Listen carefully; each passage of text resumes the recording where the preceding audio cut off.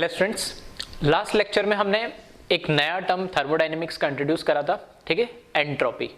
ठीक है, तो एंट्रोपी आपके लिए एक नया टर्म है जिसको आपने शायद पहले भी कभी थर्मोडायनेमिक्स पढ़ा होगा अप टू 9th-10th क्लास तक, तो वहाँ पे भी एंट्रोपी के बारे में, ठीक है, इतना डिटेल में एंट्रोपी होता है क्या इसका इंट्रोडक्शन नहीं मिलता। ठीक है, तो हम एंट्रोपी के बारे में आज पूरा डिटेल डिस्कशन करेंगे, क्या होता है एंट्रोपी, कैसे हम इसको कैलकुलेट कर सकते हैं, किस किस प्रोसेस में कैसे कैसे वेरिएशन आता है। ठीक है, तो हम स्टार्ट करते हैं, इसके डेफिनेशन हम स्टार्ट करते हैं। तो एंट्रोपी क्या है? तो एंट्रोपी डेफिनेशन क्या आती है? It is defined as degree of freedom और रैंडमनेस और डिसऑर्डरनेस ऑफ सिस्टम। तीन वर्ड यहां पे मैंने लिखे, तीनों की अपने आप में इंपॉर्टेंस है कि कहीं ना कहीं एंट्रोपी को एक्सप्लेन करने के लिए कभी हम फ्रीडमनेस वाले टर्म से एक्सप्लेन करेंगे, कभी हम रैंडमनेस वाले टर्म से एक्सप्लेन करेंगे, कभी हम डिसऑर्डरनेस वाले टर्म से एक्सप्लेन करेंगे। तो एंट्रोपी है, उसको डिफाइन करने के लिए जो तीन टर्म आ रहे हैं, जो तीन वर्ड आ रहे हैं, इसका मतलब हमें पता होना चाहिए। तो एंट्रोपी को बोला गया it is defined as a degree of freedomness, randomness और डिसऑर्डरनेस ऑफ सिस्टम। किसी भी सिस्टम की इन तीनों में से कुछ भी हो रहा उसको बताता है। पहला वर्ड फ्रीडमनेस, ठीक है। तो फ्रीडमनेस का मतलब क्या है कि अगर मैं कह रहा हूं पहले मेरे पास मॉलिक्यूल 10 ही थे गैस के, और जो सिस्टम था उसके अंदर क्या था, उसका जो वॉल्यूम था 2 लीटर था। तो जो मॉलिक्यूल्स है 10 ही मॉलिक्यूल्स फिक्स्ड है, और उसको 2 लीटर जो उसका वॉल्यूम था वो फिक्स्ड हो गया कि मॉलिक्यूल्स उस 2 लीटर वाले वॉल्यूम के अंदर घूम सकता है। अगर मैंने उसकी वॉल्यूम को क्या करा, बढ़ा दिया 2 से 4 या 2 से कम करके 1 कर दिया, तो उसकी जो फ्रीडमनेस है, अगर मैंने वॉल्यूम बढ़ाया तो फ्रीडमनेस क्या होगा, बढ़ जाएगा। अगर मैंने वॉल्यूम कम कर दिया तो फ्रीडमनेस क्या हो जाएगा, कम हो जाएगा। वो फ्रीडमनेस जो कम ज्यादा हुई तो एंट्रोपी बढ़ गई, कम हुई तो एंट्रोपी कम हो गई। यानी आ रही बात समझ में? तो ये वर्ड हुआ पहला। एक एक वर्ड को सिंपल एक एक एग्जांपल से मैं एक्सप्लेन करूंगा, ये काफी बार यूज होगा, ठीक है, लेकिन पहली बार पढ़ रहा हूं तो सिंपल तरीके से मैं समझा रहा हूं। तो ये हुई फ्रीडमनेस का मतलब। सेकेंड जो टर्म लिखा है वो लिखा है रैंडमनेस, ठीक है। रैंडमनेस का मतलब क्या है? अगर मैं कहता हूं कि एक क्लास के अंदर सिस्टमैटिक तरीके से आप रोज के अंदर, ठीक है, जैसे अभी हम बोल सकते हैं कोविड की वजह से हमें सोशल डिस्टेंसिंग भी मेंटेन करनी होती है ना। तो सोशल डिस्टेंसिंग मेंटेन करनी है तो हमने बोला कि भाई 1 मीटर या 2 मीटर का आपको एक बच्चे से दूसरे बच्चे या एक रो के अंदर, अगर हमारे पास एक लाइन बनी है, ह्यूमन चेन बनी है, तो उसमें 1 मीटर का डिफरेंस होना चाहिए हर एक के अंदर। तो अगर वो सिस्टमैटिक तरीके से लाइन्स बनी हुई है तो वो एक सिंपल, मैं बोलूँगा एक अरेंज हो रखा है सिस्टमैटिक पैटर्न में। लेकिन अगर कोई वहां पर कुछ भी भगदड़ हो गई, हलचल हो गया, कुछ भी हुआ, ठीक है, उसमें क्या हुआ कि लोग इधर उधर बिखर गए और उन्होंने वो जो रोज बनी हुई थी जिसमें स्ट्रेट खड़े हुए थे एक डिस्टेंस के साथ प्रॉपर, वो पूरी डिस्टर्ब हो गई और भीड़ भड़ाका हो गया, जैसे वो मेले वेले में होता है। तो वो क्या हो गई, एक तरीके से रैंडमनेस हो गई। लोग 100 पहले भी थे, जो 10 एक रो के अंदर 10 लोग थे तो 10 रो बनी हुई थी, यानी 100 लोग थे, यानी 100 मॉलिक्यूल ऐसा मान लो। तो 100 जो लोग थे वो सिस्टमैटिक तरीके से खड़े थे, लेकिन जैसे वो इधर उधर मूव करने लगे, एक दूसरे में मिक्स हुए, ठीक है, भीड़ भड़का हो गया, तो वो क्या होगी, मॉलिक्यूल अभी भी उतने हैं, जगह भी अभी उतनी है, ठीक है, लेकिन उनमें आपस में क्या हो गया, रैंडमनेस आ गया, एक सिस्टमैटिक जो तरीके से थे वो सब डिस्टर्ब हो गया। तो उससे भी एंट्रोपी क्या होती है, बढ़ती है। आ रही बात समझ में? तीसरा जो वर्ड है, ठीक है, डिसऑर्डरनेस, ठीक है। एक जो वर्ड है रैंडमनेस और एक है डिसऑर्डरनेस, ठीक है। सुनने में सब जैसे एक जैसे लगते हैं, फ्रीडमनेस, रैंडमनेस, डिसऑर्डरनेस, ठीक है, लेकिन तीनों का अपने अपना एक मैं बोल सकता हूं कि अपनी अपनी एक इंपॉर्टेंस है एक वर्ड की, ठीक है। तो मैं एंट्रोपी की अभी फॉर्मूले की, उसके डेरिवेशन की, उनकी आगे भी बात करूंगा, लेकिन उससे भी उसको समझेंगे तो मैं एक आइडिया दे रहा हूँ। इसी तरीके से मैं बोल रहा हूँ डिसऑर्डरनेस, ठीक है। तो अभी जैसे मैंने बोला कि जैसे ऑर्डर्ड वे में खड़े, तब तो मैं क्या बोलूंगा, ऑर्डर्ड है, और इधर उधर रैंडमली इधर हो गए तो पूरा क्या हो गया, डिसऑर्डर हो गया। तो आप कैसे भी बोल लो। जब मैं बोल रहा हूं पहले क्या थे, ऐसा भी आप समझ सकते हो कि पहले जो 100 लोग थे उसमें मैंने 50 लोग और ऐड कर दिए। अब जगह तो उतनी थी, उसमें 50 और ऐड करे, तो जो ऑर्डर्ड वे में खड़े थे वो 50 को जगह नहीं मिली तो इधर उधर खड़े हो गए, तो वो डिसऑर्डरनेस उससे बढ़ गई। यानी आ रही मेरी बात समझ में? तो डिसऑर्डरनेस बढ़ी तो मैं बोलूंगा एंट्रोपी बढ़ गई। तो इस तरीके से कोई भी सिस्टमैटिक तरीके से कोई हमारे पास मॉलिक्यूल है, गैस है, सिस्टम है, कुछ भी ह्यूमन बीइंग है, कुछ भी है, अगर उसमें किसी भी तरीके से फ्रीडमनेस आई है, ठीक है, या उसमें डिसऑर्डरनेस आया, रैंडमनेस आया, तो हमेशा एंट्रोपी क्या होती है, बढ़ती है। इन जनरल में नेचर की बात करूं तो हर पल हर सेकंड एंट्रोपी बढ़ती है। अगर मैं बोल रहा हूं तो वो भी एंट्रोपी बढ़ा रहा हूं, मैं अगर चल रहा हूं, ठीक है, वो भी एंट्रोपी बढ़ा रहा हूं, अगर मैं कुछ लिख रहा हूं तो भी एंट्रोपी बढ़ रही है, ठीक है। ये सब चीजें क्या करती है, एंट्रोपी को बढ़ाती है। इसके डिटेल और एग्जाम्पल की हम बात करेंगे। तो अभी एक बेसिक सा एक आइडिया मैंने दिया कि किस तरीके से एंट्रोपी को हम डिफाइन करते हैं। फिर it is state function and extensive property, ठीक है। तो जहां पे हमने स्टेट फंक्शन और एक्सटेंसिव पढ़ा था वहां पे हमने बात करी थी। तो एक्सटेंसिव मतलब मास डिपेंडेंट होती है। जैसे मैंने बोला पहले 100 लोग थे, उसमें मैंने 50 और बढ़ा दिए, तो मास बढ़ा तो एंट्रोपी बढ़ी, मतलब क्या हुआ, जो डिसऑर्डरनेस बढ़ा उसकी वजह से क्या हुआ, एंट्रोपी भी बढ़ गई है। मतलब एक्सटेंसिव मतलब मास डिपेंडेंट प्रॉपर्टी, और स्टेट फंक्शन मतलब इनिशियल और फाइनल स्टेट की बात करेंगे, पाथ पे डिपेंड नहीं करता है, ठीक है। इसका जो फॉर्मूला है, फॉर्मूला लिखा है कल, जैसे हमने लास्ट लेक्चर में भी देखा था, फॉर्मूला तो खैर आ ही गया था कि S = Q/T, ठीक है। कैसे भी लिख लो, लिखने का अलग अलग तरीका है, क्योंकि हम हायर क्लास में थोड़ा पढ़ रहे हैं तो थोड़ा सा उसका फर्क पड़ता है कि कई बार क्या इसको हमने डायरेक्ट ऐसे भी लिख दिया, S/Q/T भी लिख देते, क्योंकि जनरली बच्चे फिर पूछते सर यहाँ पे डेल्टा लगाऊं नहीं लगाऊं, ठीक है। इन जनरल S/Q/T लिख दिया, कई जगह डेल्टा S डेल्टा Q/T भी लिख देते हैं, यानी, ठीक है। या फिर इस तरीके से स्मॉल चेंज के लिए ds = dQ/dt भी लिखते, कैसे भी लिखो, मतलब अल्टीमेटली S = Q/T है। स्मॉल चेंज के लिए तो d लगा दिया डिफरेंशिएशन वाला, थोड़ा बड़ा चेंज है तो थोड़ा डेल्टा लगा दिया, और इन जनरल दिखाना है तो S = Q/. तो एंट्रोपी अगर आपको डिफाइन करना है तो जो भी हीट उसमें एक्सचेंज हो रही है, या जो भी हीट है उसकी निकल रही है जा रही है, डिवाइड बाय टेम्परेचर करोगे तो उसकी एंट्रोपी आ जाएगी। अब एंट्रोपी को, ये तो हुआ बेसिक फॉर्मूला एक, तो क्या यही फॉर्मूला सब जगह अप्लाई होता है, नहीं, ठीक है। तो एंट्रोपी को भी हम कैलकुलेट कर सकते हैं, डिपेंड करता है कौन से प्रोसेस हो रहा है, आइसोबैरिक, आइसोकोरिक, आइसोथर्मल, एडियाबैटिक, उसके अकॉर्डिंग। तो हम इसको पहले एक यही से आगे बढ़ेंगे, तो पहले इसको आप कॉपी कर ले और फिर इसका कैलकुलेशन देखेंगे किस तरीके से एंट्रोपी को हम कैलकुलेट कर सकते हैं। तो वीडियो पॉज करें और इसको कॉपी कर ले।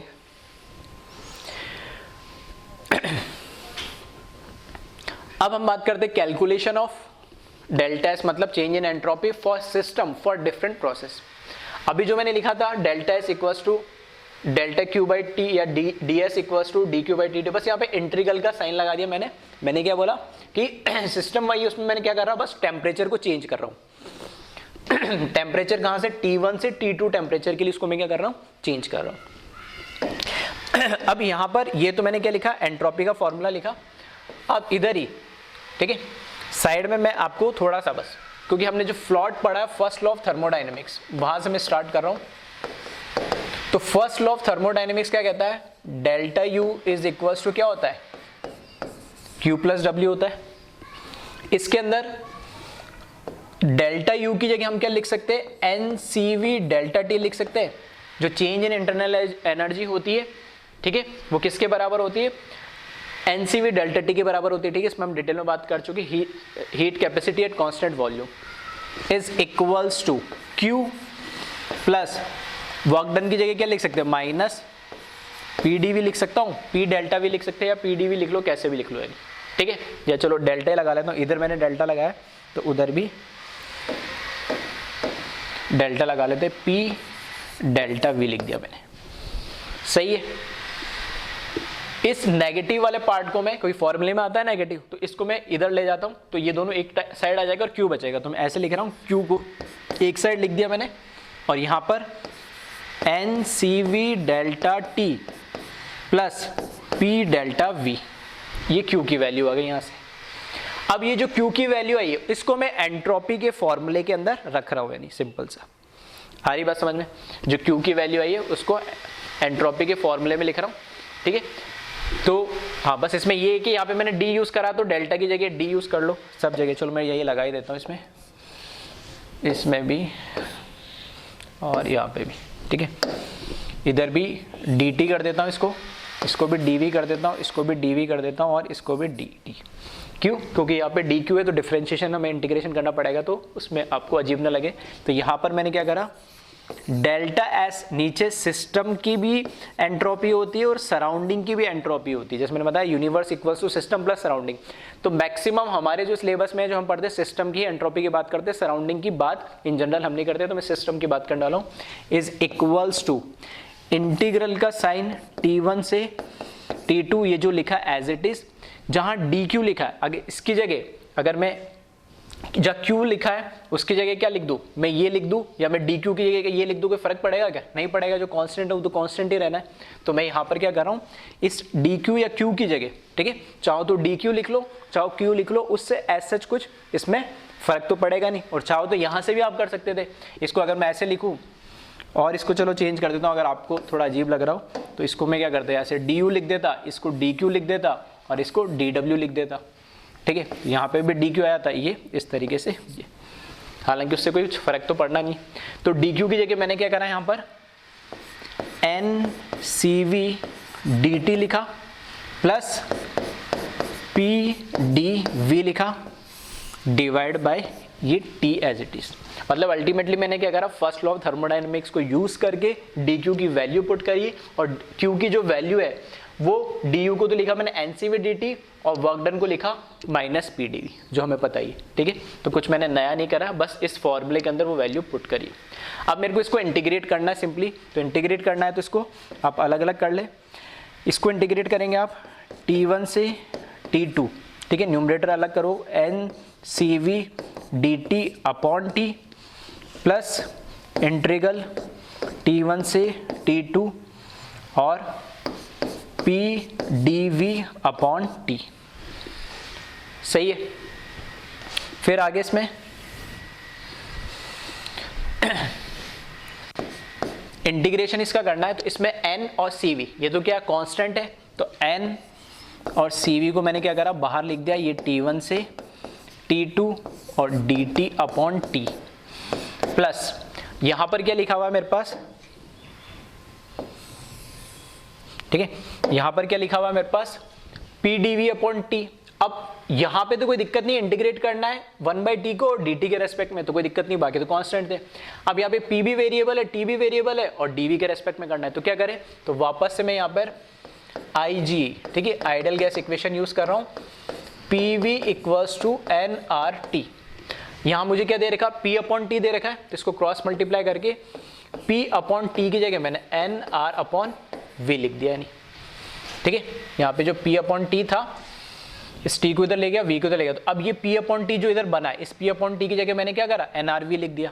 तो यहाँ पे इंटीग्रल T1 से T2 और nR dV अपॉन V। अब dV के रेस्पेक्ट में V को इंटीग्रेट मैं कर सकता हूँ, ठीक है। तो बस वो कन्वीनियंस के लिए कि भाई वहां से P T दो वेरिएबल अलग थे और जिसके रेस्पेक्ट में करना वो वेरिएबल भी नहीं था, तो मैंने इस तरीके से आइडियल गैस इक्वेशन से इसको कन्वर्ट कर दिया। अब इसमें भी N और R वापस कांस्टेंट है, तो इसको बाहर निकाल लो, तो यहाँ से NCV integration T1 to T2 DT upon T plus integration of T1 से, अच्छा इसको यहाँ से N और R ये कांस्टेंट है, इसको मैंने बाहर निकाला T1 से T2 और यहाँ पर आ जाएगा dV upon V।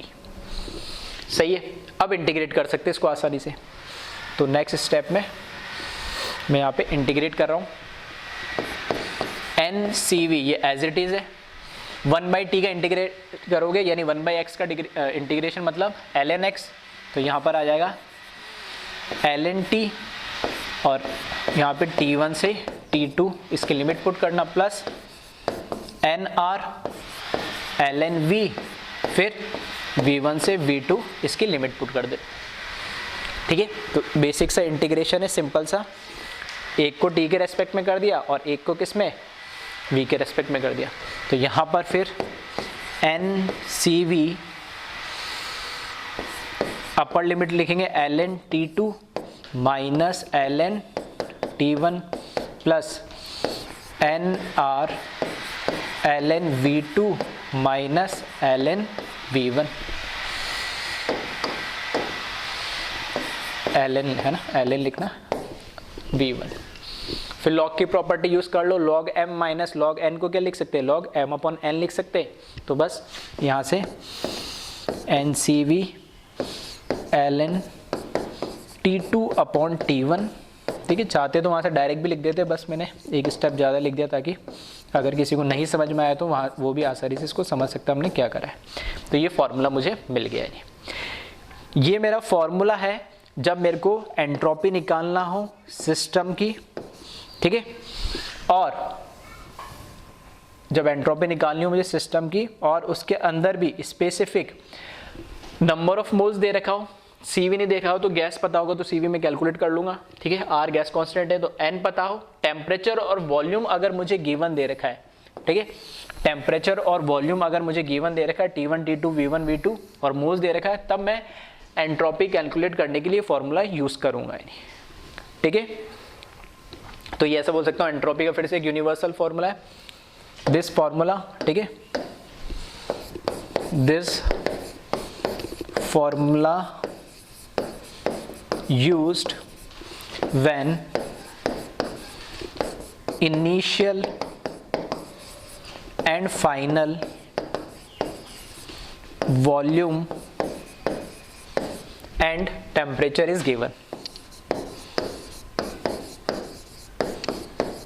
and temperature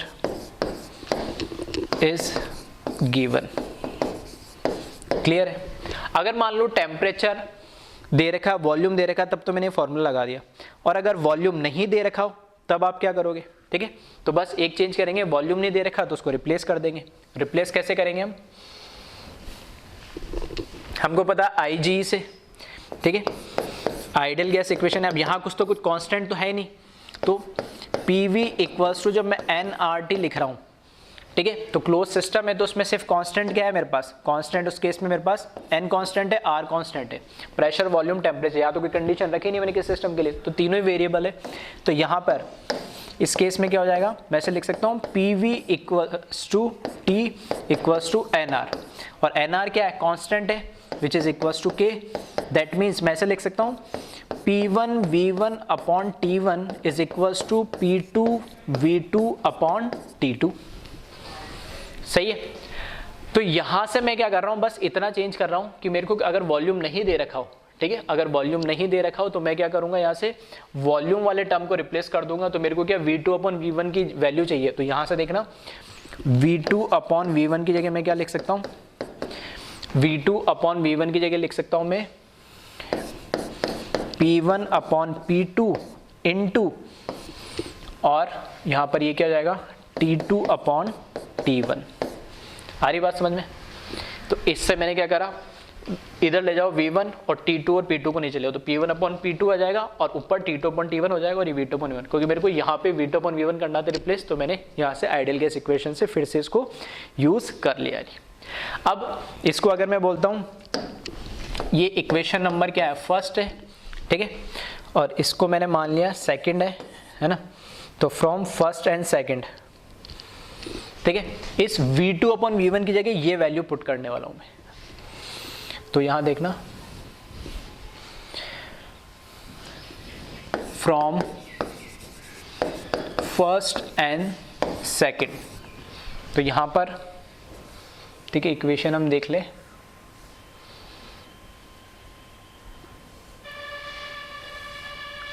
ठीक है।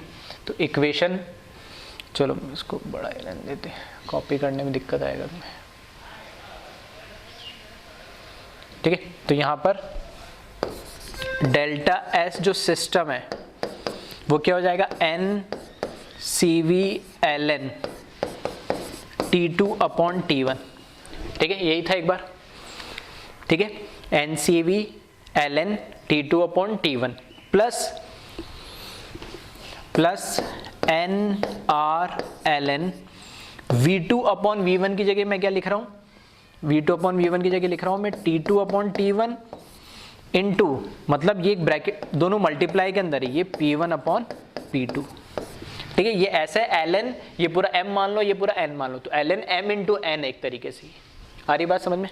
तो ये T2 अपॉन T1 और P1 अपॉन P2 है, और यहाँ से आप देख सकते हो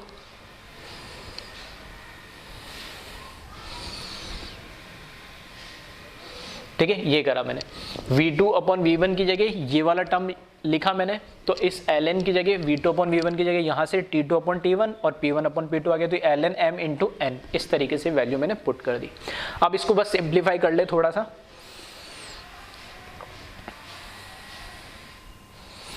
ठीक है। तो इसको सिंप्लीफाई कर ले, यहाँ पर इसको जब सिंप्लीफाई करेंगे, ठीक है, तो इसको मैं ln वाली जो प्रॉपर्टी उसको यूज़ करके इसको ओपन कर दे रहा हूँ। ये सिस्टम हो गया is equals to NCV ln T2/T1, ये तो एज इट इज़ है।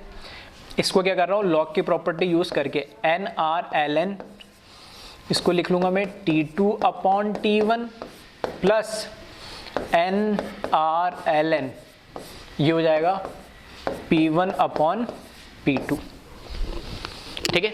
तो ये NR तो क्योंकि दोनों में कॉमन ही था, तो इससे भी मल्टीप्लाई होगा और इससे भी मल्टीप्लाई होगा, नहीं, ठीक है। तो यहाँ पर हो जाएगा NR ln T2/T1 और ये, ठीक है, NR ln P1/P2। अब ln T2/T1 इन दोनों में कॉमन है, तो मैं कॉमन ले रहा हूँ यहाँ से, तो क्या बचेगा यहाँ पे NCV, और यहाँ से क्या बचेगा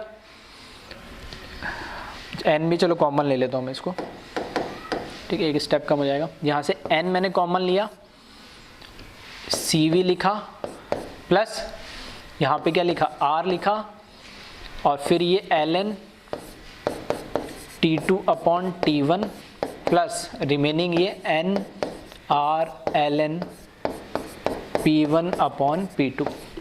क्या करा, इन दोनों टर्म के अंदर ये देखोगे, यहाँ पे देखना n दोनों में कॉमन आ रहा है, तो n मैंने बाहर ले लिया, ln T2/T1 ln T2/T1 ये दोनों कॉमन आ रहा है, दोनों बाहर ले लिया, ठीक है। चाहो तो n को इधर लिख देते या इस ln, कोई फर्क नहीं पड़ता, ठीक है, मैंने जैसा आ रहा था वैसे ही लिख दिया।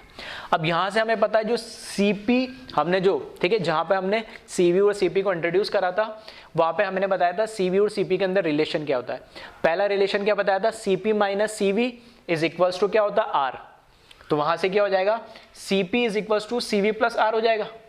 आ रही बात समझे, तो ये यहाँ पर मैं यूज़ कर रहा हूँ, तो यहाँ पे NCV प्लस R की जगह क्या लिख दूंगा मैं, CP लिख दूंगा, और ये हो जाएगा ln T2/T1 plus NR ln P1/P2। ये फाइनल फॉर्मूला मिल गया। अगर मेरे पास क्या हो, ठीक है, और यहाँ पे मैंने यूज़ क्या करा वो भी लिख देता हूँ, यहाँ पे मैंने यूज़ करा ये CP minus CV is equals to R होता है, तो उधर ले जाऊंगा तो CV प्लस R हो जाएगा, तो CV प्लस R को मैं क्या लिख सकता हूँ CP, तो वही लिखा है।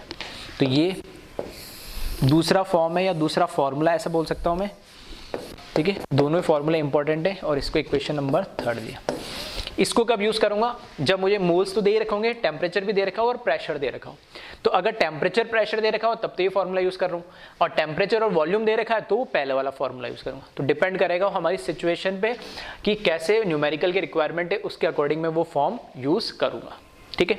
तो जिसको थोड़ा नहीं समझ में, एक बार वापस से वीडियो को क्या करें, रिवाइंड करें, और रिवाइंड करके, ठीक है, रिवाइंड करके आसानी से फिर से देख लेना, ठीक है, सबको समझ में आएगा। और इसको आप कॉपी कर ले, और ये, ठीक है, फिर से मैं लिख देता हूँ यहाँ पे, this formula is used when initial and final temperature and pressure is given. आ रही बात समझ में। तो दो फॉर्मूले इनको आपको याद रखना है, ठीक है। डेरिवेशन थोड़ा सा देखोगे तो लेंथी टाइप लगेगा, लेकिन सिंपल है फिर भी, ठीक है।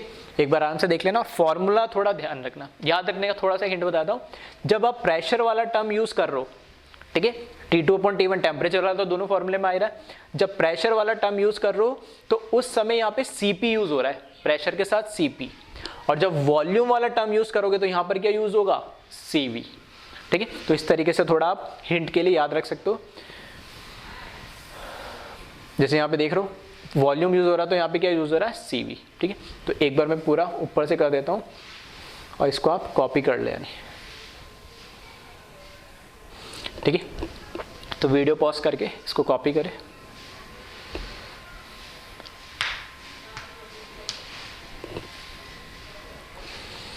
फिर इससे ऊपर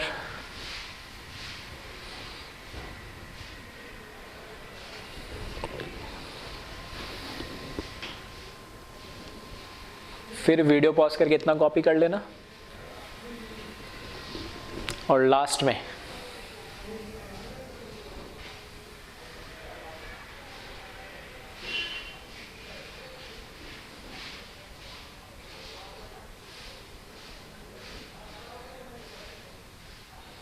ठीक है, लास्ट पार्ट ये कॉपी कर लेना है। ठीक है, तो अल्टीमेटली आपको दो फॉर्मूले याद रखने हैं, एक टेम्परेचर वॉल्यूम के फॉर्म में तो वहाँ पे CV यूज़ हो रहा है, और एक टेम्परेचर और प्रेशर के फॉर्म में तो वहाँ CP यूज़ हो रहा है। NR सेकेंड टर्म में NR दोनों में आ रहा है, उसमें कोई दिक्कत नहीं है, मोल्स दोनों के अंदर आएगा नहीं। ठीक है, तो इसको कॉपी कर ले। अब ये जो दो फॉर्मूला हमने एंट्रोपी के पढ़े, ठीक है, न्यूमेरिकल के लिए, मैथमेटिकल के लिए, ठीक है, और इसी से रिलेटेड, ठीक है, जो दो फॉर्मूले लिखे इसी से रिलेटेड कुछ नोट है। और एंट्रोपी कैसे, फिर से मैं बता रहा हूँ, फ्रीडमनेस, डिसऑर्डरनेस और रैंडमनेस कैसे बढ़ती है। ठीक है, तो स्टार्ट करते हैं हम। ठीक है, इसको कॉपी कर ले तो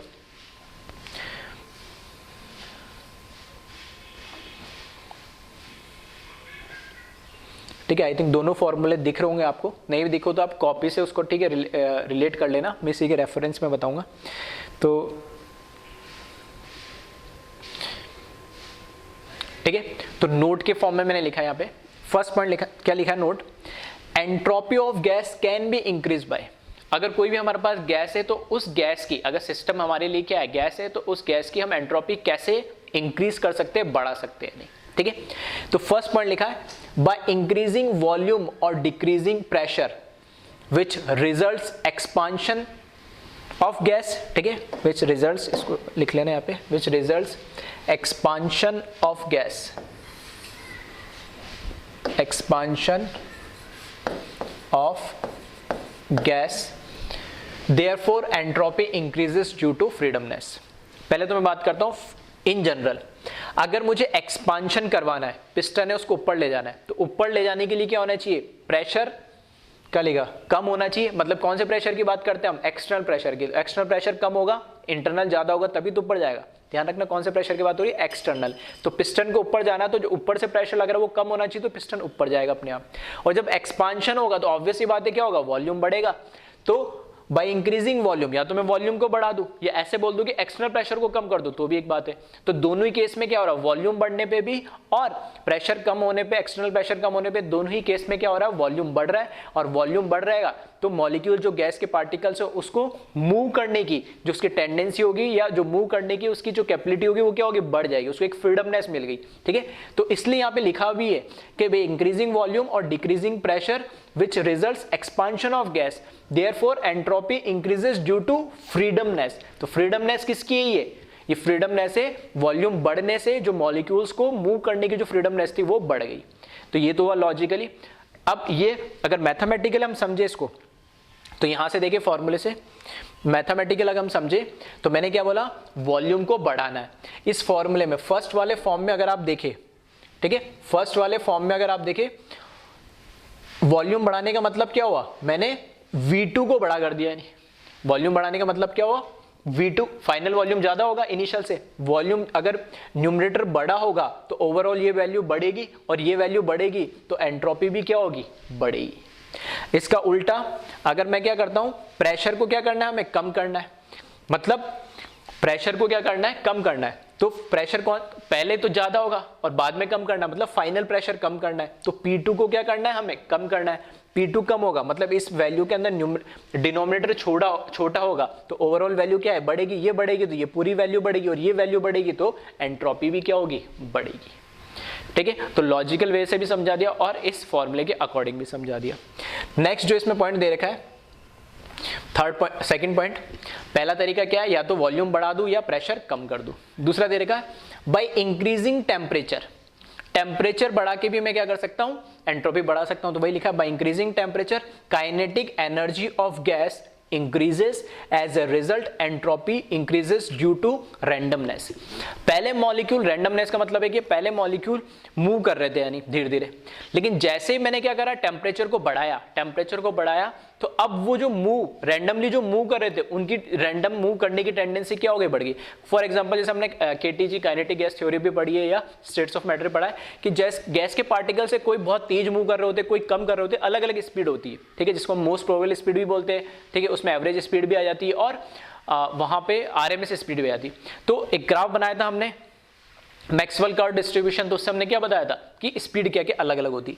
तो अगर जो भी पार्टिकल्स मूव कर रहे हैं जिस स्पीड से या जिस डायरेक्शन में मूव कर रहे हैं, जैसे टेम्परेचर बढ़ेगी तो काइनेटिक एनर्जी बढ़ेगी, तो उनका जो मूवमेंट है वो रैंडम और बढ़ जाएगा। रैंडमनेस बढ़ा that means degree of freedom बढ़ी, सॉरी रैंडमनेस बढ़ा तो एंट्रोपी बढ़ी। ये तो हुआ लॉजिकल। और ठीक है, तो टेम्परेचर बढ़ाने पे काइनेटिक एनर्जी बढ़ रही है, काइनेटिक एनर्जी बढ़ रही है तो रैंडमनेस बढ़ रही है, रैंडमनेस बढ़ रही है तो एंट्रोपी बढ़ी। तो ये हुआ लॉजिकल। और फॉर्मूले से अगर हम देखें, ठीक है, फॉर्मूले से अगर हम इसको देखें तो यहां पे भले ये फॉर्मूला आप यूज करो प्रेशर वाला, T2 क्या है, फाइनल टेम्परेचर, मतलब मैंने टेम्परेचर को बढ़ाया पहले से, बाद में T2 को बढ़ा दिया, तो टेम्परेचर बढ़ाओगे T2 बढ़ेगी तो ये वैल्यू बढ़ेगी, ये वैल्यू बढ़ेगी तो एंट्रोपी भी बढ़ेगी। और भले इस फॉर्मूले से आप देख लो, इस केस में भी क्या है, T2 ऊपर आ रहा है तो फाइनल टेम्परेचर बढ़ेगा, तो ये पूरी वैल्यू बढ़ेगी तो एंट्रोपी भी क्या होगी, बढ़ेगी। क्लियर है, ठीक है। फिर थर्ड जो पॉइंट है, तीसरे तरीका कैसे हम बढ़ा सकते हैं, तो थर्ड पॉइंट है by increasing amount of gas, that is increasing number of molecule of gas which results disorderness increases, hence entropy increases. अब मैं क्या कर रहा हूं, जो मॉलिक्यूल जितने थे अब उसमें क्या करा, मैंने एक्स्ट्रा मॉलिक्यूल ऐड कर दिए, नहीं, ठीक है। तो जैसे एक्स्ट्रा मॉलिक्यूल मैंने ऐड करे तो अब उसमें डिसऑर्डरनेस बढ़ गई। जैसे मैंने बताया था 100 थे, उसमें मैंने 50 और आदमी घुसा दी उस लाइन में, तो फिर डिसऑर्डरनेस बढ़ जाएगी थोड़ा, ठीक है। तो वही है कि मैंने जैसे अमाउंट ऑफ गैस या नंबर ऑफ मॉलिक्यूल्स या नंबर ऑफ मोल्स मैंने बढ़ा दिए तो उसके अंदर ओवरऑल सिस्टम में डिसऑर्डरनेस बढ़ जाएगी, यानी डिसऑर्डरनेस बढ़ी है तो एंट्रोपी बढ़ेगी, यानी।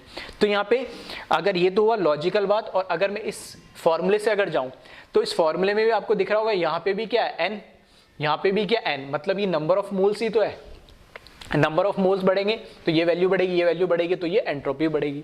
या फिर आप इस वाले फॉर्मूले में आ जाओ तो भी यहाँ पे भी क्या है, नंबर ऑफ मोल्स है, यहाँ पे भी नंबर ऑफ मोल्स है, नंबर ऑफ मोल्स बढ़ेंगे तो भी क्या होगी, इसकी वैल्यू बढ़ेगी। तो मैथमेटिकली वो रिलेट है, लेकिन हाँ इन जनरल लॉजिकली कैसा होता मैंने वैसे भी आपको समझाने की कोशिश करी है। तो तीन तरीके से हम क्या कर सकते हैं, एंट्रोपी को बढ़ा सकते हैं। पहला तरीका क्या है, हम आइदर क्या करें, आइदर वॉल्यूम को इंक्रीज कर दे और प्रेशर को डिक्रीज कर दे, ठीक है। तो एक्चुअली क्या, एक्सपांशन ऑफ गैस मतलब वॉल्यूम बढ़ रहा है, नहीं, तो उसमें डिग्री ऑफ फ्रीडमनेस बढ़ जाएगी। दूसरा तरीका क्या है, बाय इंक्रीजिंग टेम्परेचर। टेम्परेचर जब हम बढ़ाएंगे तो उसमें क्या होगा, काइनेटिक एनर्जी बढ़ेगी तो रैंडमनेस बढ़ जाएगी, रैंडमनेस बढ़ेगी तो एंट्रोपी बढ़ जाएगी। तीसरा तरीका क्या है, by increasing amount of gas. Amount of gas बढ़ जाएगी तो उसकी वजह से क्या होगा, डिसऑर्डरनेस बढ़ जाएगा, भीड़ भड़का हो जाएगा, भीड़ भड़का होगा तो एंट्रोपी भी क्या हो जाएगी, बढ़ जाएगी। आ रही बात समझ में। तो ये लॉजिकल प्लस मैथमेटिकल तरीके से, दोनों तरीके से मैंने इसको समझा दिया। तो एक बार इसको आप कॉपी कर ले।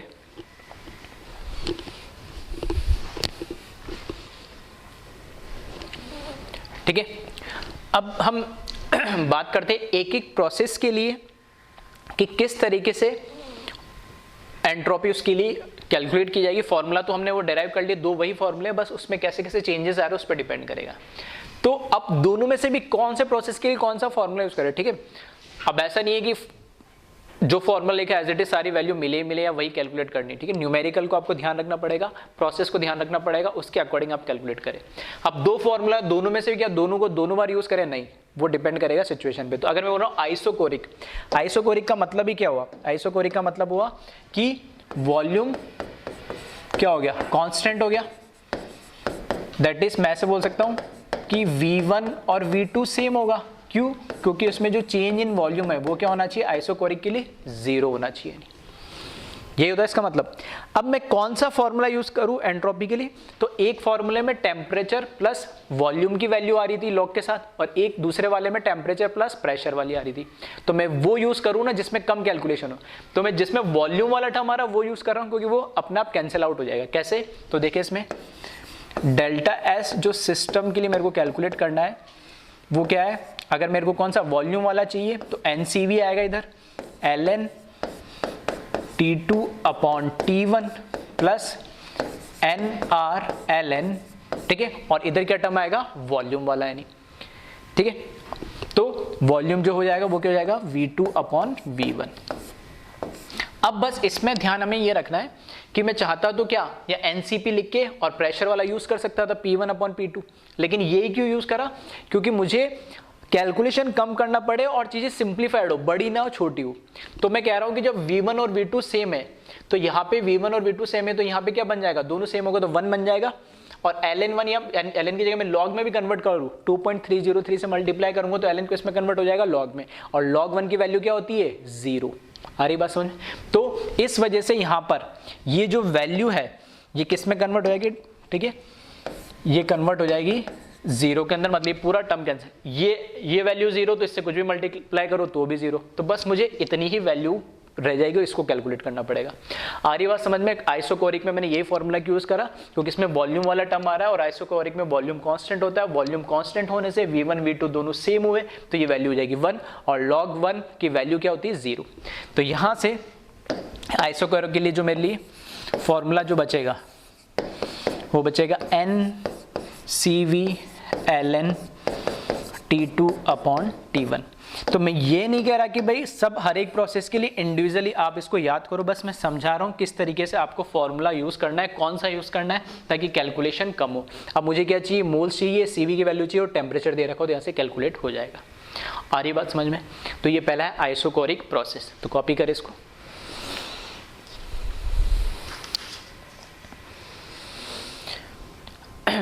ठीक है, फिर से मैं बोल रहा हूँ, एंट्रोपी सिस्टम के लिए भी कैलकुलेट की जाती है, सराउंडिंग के लिए भी की जाती है, और सिस्टम में भी दो पॉसिबिलिटी है, रिवर्सिबल और इरिवर्सिबल, ठीक है। लेकिन मैं उतना डिटेल में नहीं जाना चाहता, मैं सिस्टम की एंट्रोपी बता रहा हूँ, और इन जनरल ये जितनी मैं पढ़ रही रिवर्सिबल के लिए पढ़ रही, इरिवर्सिबल के लिए नहीं पढ़ रही, ठीक है।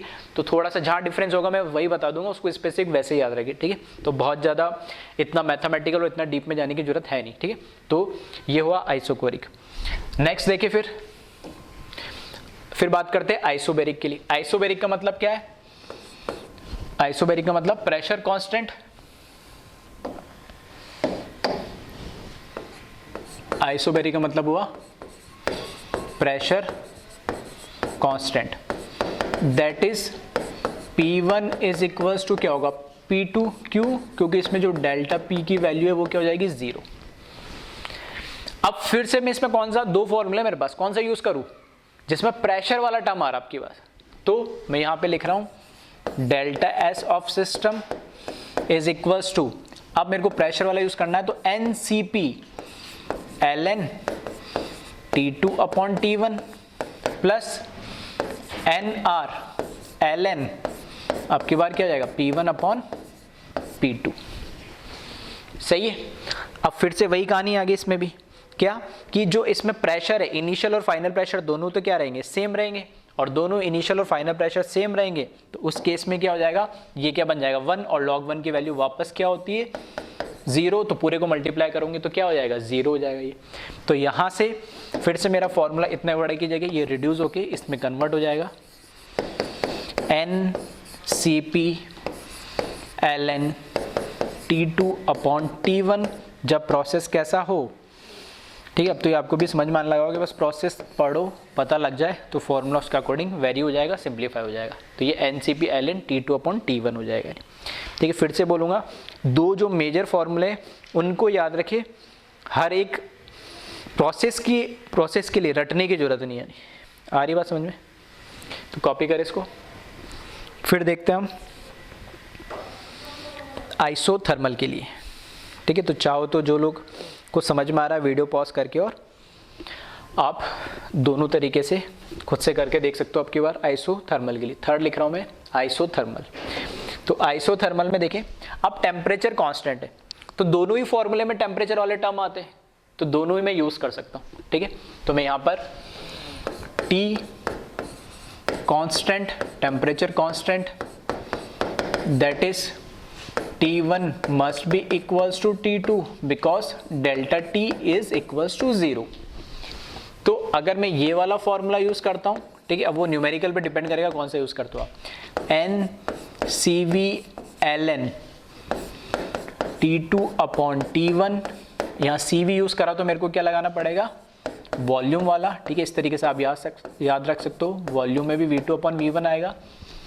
ठीक है, तो अगर हमें क्या दे रखा, और दूसरा फॉर्मूला भी लिख के देता हूँ, चलो, डेल्टा एस सिस्टम, अगर मैं N C P L N use कर रहा हूँ तो T2 upon T1 plus N R L N P1 upon P2 हो जाएगा। ये दोनों ही केस के अंदर आप देखोगे तो यहाँ पर टेम्परेचर दोनों का सेम है तो T2 अपॉन T1 सेम हो जाएगा, यहाँ पे भी T2 अपॉन T1 सेम है और दोनों सेम हो गया मतलब 1 हो जाएगा, और 1 है तो log 1 की वैल्यू 0, तो यहाँ पर ये वैल्यू भी 0, यहाँ पर ये वैल्यू भी 0।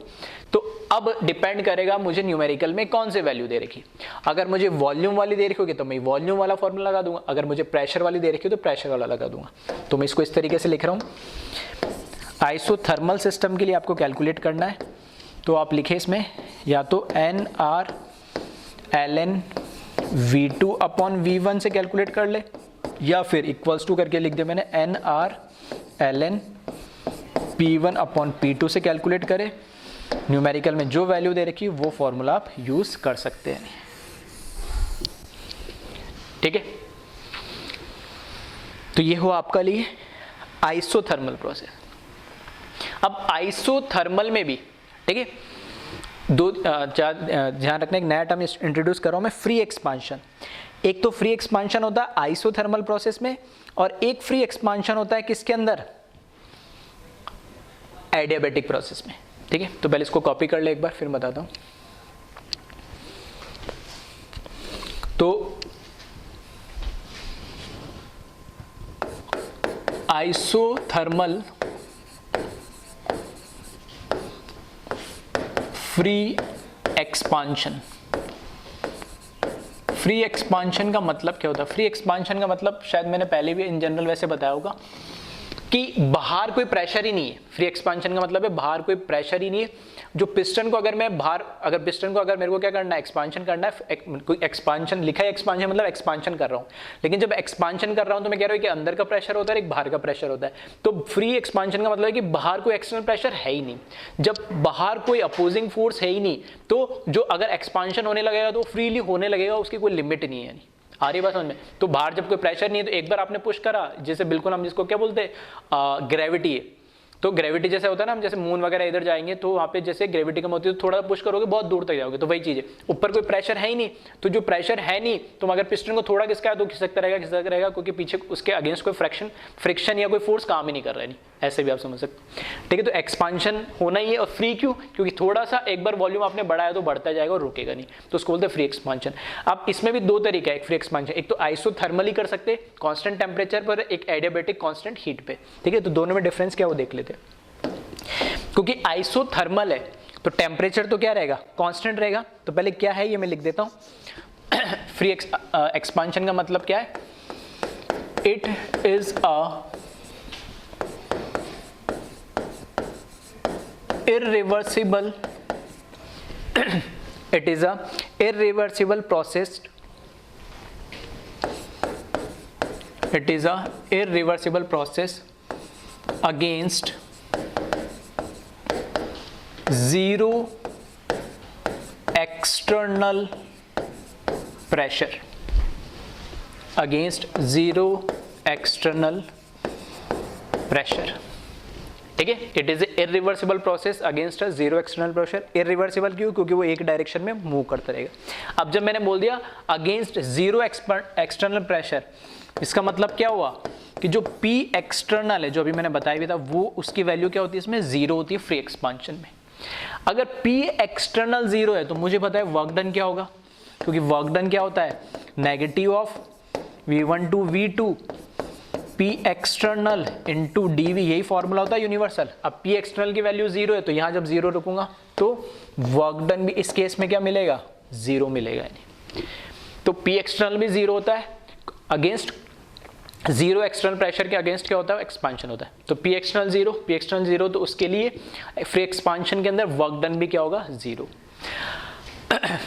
ठीक है, अब यहाँ पे प्रोसेस कौन सा दे रखा, आइसोथर्मल है। तो आइसोथर्मल का मतलब क्या है,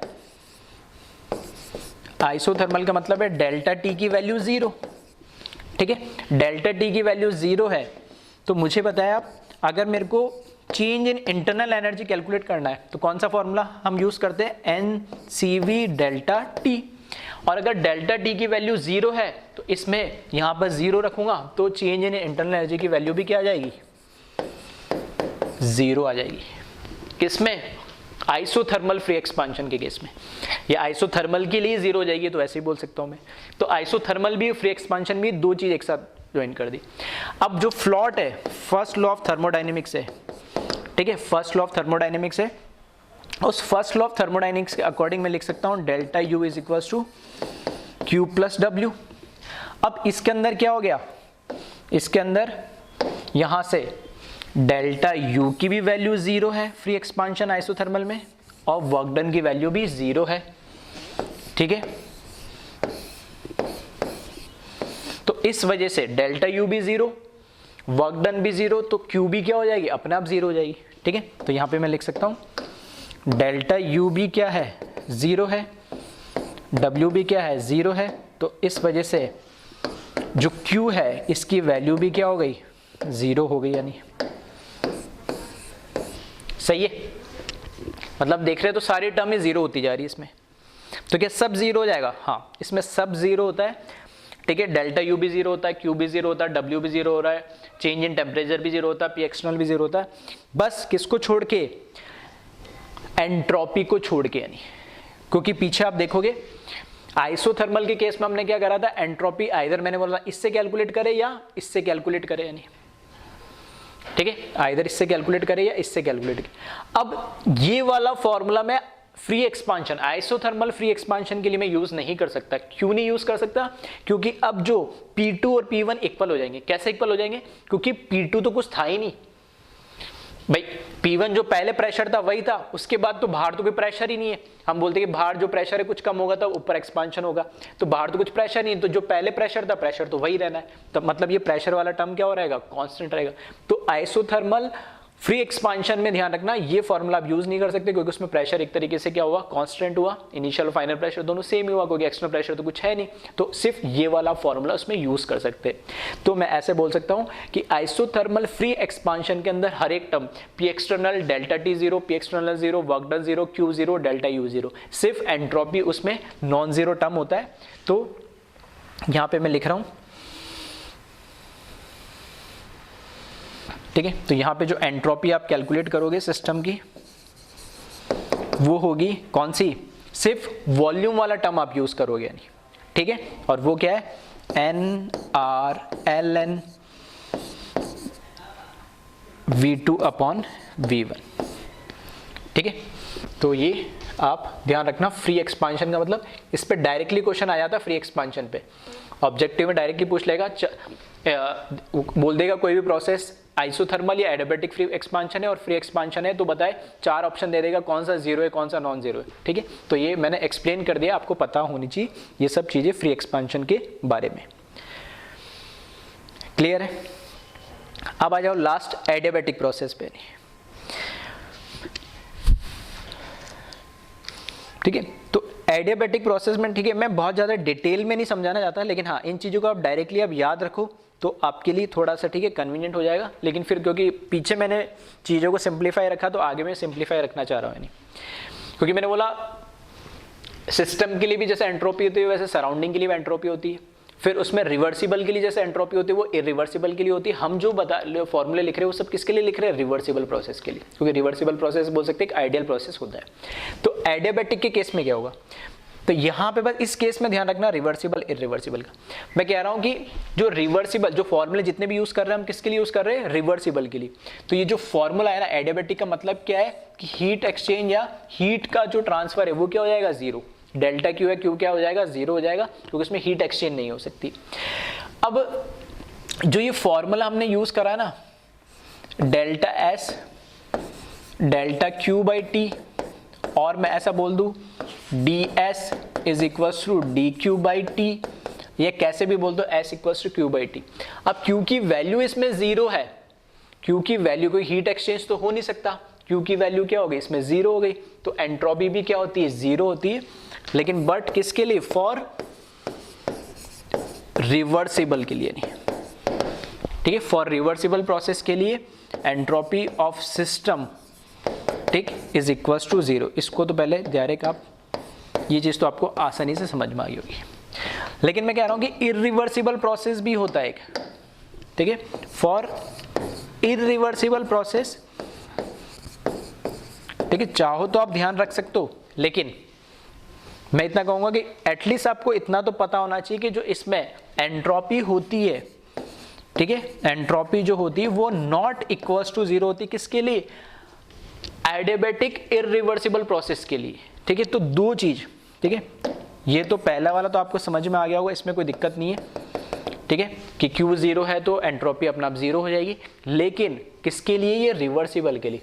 तो कई बार क्वेश्चन में और स्पेसिफाइड कर दे वो रिवर्सिबल है या इरिवर्सिबल है, तो आपके लिए आसान होगा। इन जनरल हम रिवर्सिबल की बात करते हैं, तो इरिवर्सिबल के लिए नॉट इक्वल्स टू जीरो होती। कैसे कैलकुलेट करेंगे, क्या करेंगे, उसमें इतना डिटेल में नहीं जाना, लेकिन हाँ इतना ध्यान रखना, रिवर्सिबल के लिए जीरो है और नॉन रिवर्सिबल के लिए क्या, इरिवर्सिबल के लिए कैसा, नॉन जीरो या नॉट इक्वल्स टू जीरो है।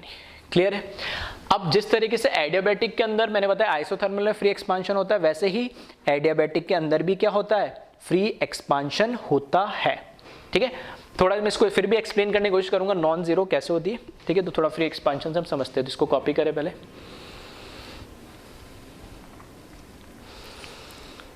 ठीक है। ये पीछे वाली साइड ये तो आपने कॉपी कर ही ली होगी, नहीं करी हो तो वीडियो पॉज करके कर लेना। नेक्स्ट फिर एडियाबैटिक देखना, और इसमें नेक्स्ट मैं बात कर रहा हूं एडियाबैटिक फ्री एक्सपांशन की।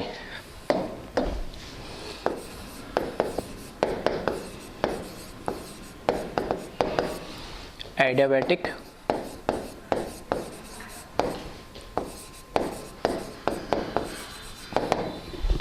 फ्री एक्सपांशन की, ठीक है। अब एडियाबैटिक फ्री एक्सपांशन का मतलब क्या है, दो चीजें आ गई। पहले तो एडियाबैटिक है तो Q की वैल्यू,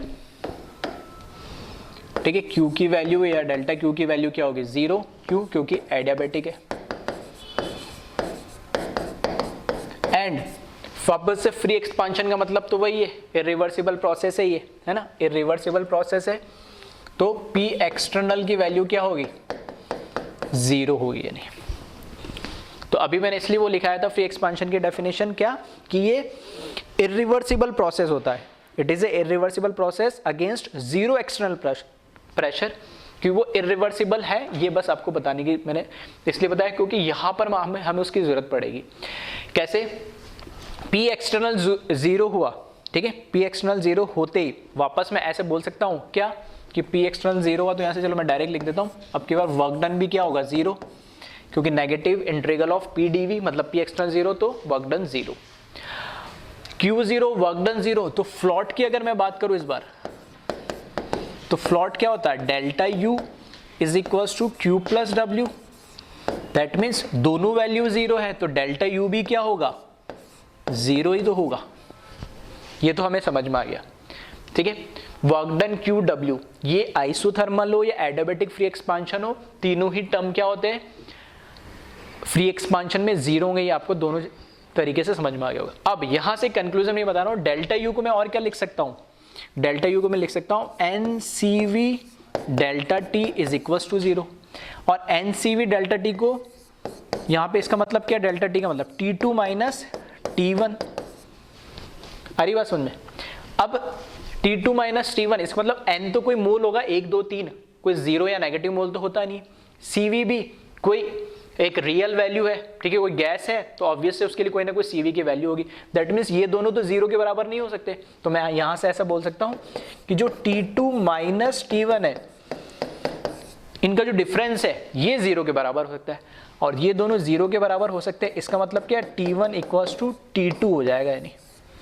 तो यहां से क्या पता लग रहा है कि एडियाबैटिक फ्री एक्सपांशन में इनिशियल और फाइनल टेम्परेचर दोनों क्या होता है, सेम होता है। यानी अगर ये इनिशियल और फाइनल टेम्परेचर दोनों सेम होता है तो मैं जब एंट्रोपी की बात करूंगा, और फ्री एक्सपांशन कैसा होता है, इरिवर्सिबल होता है, तो टेम्परेचर वाले जो टर्म है एंट्रोपी के फॉर्मूले वो दोनों गायब हो जाएंगे, प्रेशर वाला भी गायब हो जाएगा। क्यों?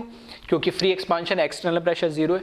कहने का मतलब है, मैं ये कह रहा हूं, पहला कंक्लूजन तो P एक्सटर्नल 0 है, दैट मीन्स P1 और P2 दोनों क्या होंगे, सेम होंगे, तो वो वाला टर्म गायब। T1 T2 सेम होने का मतलब है यहां पे, ठीक है, P1 P2 दोनों क्या है, सेम है। P1 P2 दोनों सेम है। कैसे सेम है कि जो पहले प्रेशर था वही प्रेशर होगा बाद में, क्योंकि एक्सटर्नल प्रेशर है 0, तो ये टर्म हो गया पूरा 0। फिर टेम्परेचर T1 और T2 दोनों अभी मैंने प्रूव करा क्या सेम है एडियाबैटिक फ्री एक्सपांशन में, तो ये टर्म भी 0, तो ये वाला फॉर्मूला तो अप्लाई होगा ही नहीं इसमें। हाँ, इसमें मैं ये वाला फॉर्मूला यूज कर सकता हूं, इसमें क्या वापस से टेम्परेचर सेम, तो ये वाला टर्म गायब। हाँ, वॉल्यूम वाला मैं, अगर मुझे वॉल्यूम दे रखी है तो मैं वहां से change in entropy of system बता सकता हूं। तो ये मैं आपको समझा रहा था इससे। तो लास्ट में मैं यही बता रहा था कि जो एंट्रोपी ऑफ सिस्टम है, change in entropy of system, उसके लिए फॉर्मूला क्या यूज करोगे, उसके लिए फॉर्मूला आप यूज करोगे NRln V2 अपॉन V1। अब N तो कोई ना कोई गैस होगी, R तो यूनिवर्सल गैस कांस्टेंट है, उसकी वैल्यू भी फिक्स है। V1 कुछ तो वॉल्यूम पहले था, फ्री एक्सपांशन हुआ तो कुछ, जितना भी वॉल्यूम गया, जितना भी बढ़ा तो कुछ तो वॉल्यूम होगा, तो दोनों ये क्या एक तरीके से रियल वैल्यूज है। दैट मीन्स मैं ये बोल सकता हूं कि जो एंट्रोपी ऑफ सिस्टम है फ्री एक्सपांशन केस में नॉट इक्वल्स टू 0, और यही क्या था, इरिवर्सिबल के लिए जो मैं बोल रहा था वो मैंने इसको थोड़ा सा प्रूव करने की कोशिश करी है। आइए क्या मेरी बात सारी समझ में? तो एक बार फिर से थोड़ा सा अगर कंफ्यूजन लगा हो, लास्ट वाला part free expansion, reversible, irreversible, तो थोड़ा सा लास्ट का 10-15 मिनट का वीडियो जहां से फ्री एक्सपांशन शुरू हुआ उसको रिवाइंड करके सुनना, सारी चीजें इत्मीनान से सुनोगे, समझोगे तो सारी समझ में आएगी आराम से, ठीक है।